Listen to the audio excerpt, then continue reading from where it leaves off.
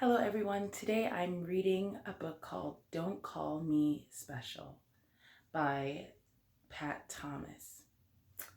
Oh, yes, and hello. My name is Miss Emery.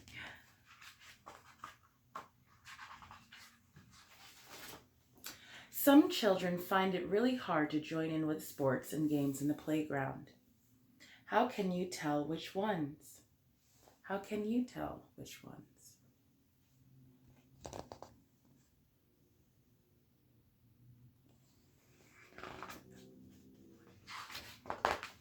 You probably picked out the girl in the wheelchair. Lots of people would guess that because she has a disability, she wouldn't be interested in sports. Actually, it's this boy. He hates sports because he can't run as fast as his friends and he always gets pushed around. Sometimes when we see people who are different from us, we assume things about them that are not always true. When you assume, you are just making a guess. Assuming things about people can hurt their feelings and make them feel very left out. And I know you children have probably experienced that. Children thought you couldn't do something that you could do, or even if you couldn't, you don't want them to assume. And why would you assume? Why would you guess I didn't know how to do that? So it's not good to assume. Just invite people in and see what happens, and that's about it. That's about it. And it's okay if they don't know how to do something. At least they feel happy that you invited them. Everybody in the world is unique. That means that each one of us is a little different from everyone else. We each have things that we can do easily and things that we find hard and need help with. So for me, I'm very good at like being imaginative, very creative, um, very photogenic.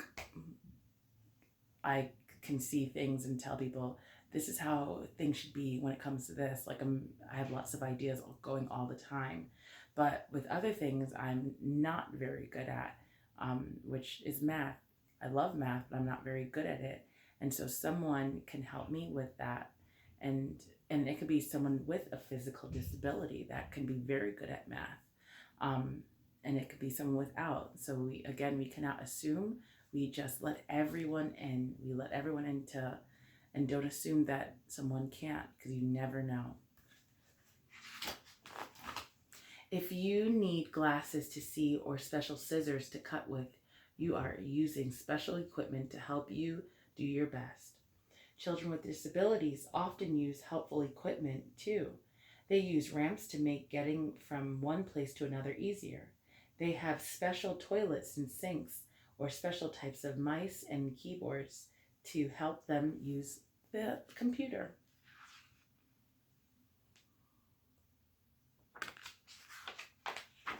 Some children are born with a disability, and some have a disability because they have had an illness or have been in an accident. That can happen. It can happen to any of us. There are many different types of disabilities. There are some where parts of your body don't work so well. And so that's why they're called mobility aids. They help you to be mobile. So you have the wheelchair if your legs can't move. You have the wheelchair to be your legs. Um, you have crutches if only one leg is functional but the other isn't. You need the crutches to hold you up and to stand properly. And so your crutches are your legs also. This person has a form of crutches as well. Their legs are able to move, but they need their crutches for stability to help them, um, to give them strength to stand. There are some that make it hard to learn as fast as others. So this child doesn't have a physical disability, doesn't have any issues with their body, but they have a learning disability, which Miss Emery has had. I needed help with reading and math growing up, and yeah, it took me longer to do it, but in the end, it worked out. I learned, I grew, and everything worked out beautifully. Took a lot of hard work, but it was worth it. And it had a lot of patient people. Patience helps a student, just helps children to feel comfortable in learning. Years ago, children with disabilities went to special schools with special teachers. Because of this, people started calling them special. Today, many people with disabilities dislike being called special because it makes them sound too different from everyone else. And that's kind of true in a way. We all are special in our own way, meaning we have different talents. We're all good at something in a cool way. We have awesome personalities that make us special and stand out. Um, but when you call someone that has um, a missing arm or can't do something certain by themselves, um, then if you call them special, why aren't you calling the person who can do it? Why aren't you calling them special? And usually, if you call that other person special, the other one is called, the one without any problems are usually called normal, and that is not okay. They are normal too, and but they just have a physical disability. They're just not able to do a certain activity that someone else can do. Now, many children with disabilities go to ordinary schools. That's because we know that the world is more interesting when we can all be together and learn from each other. And it's so true. It's more fun when there's different types of people around. So it helps us to learn, grow, ask questions, broaden our minds.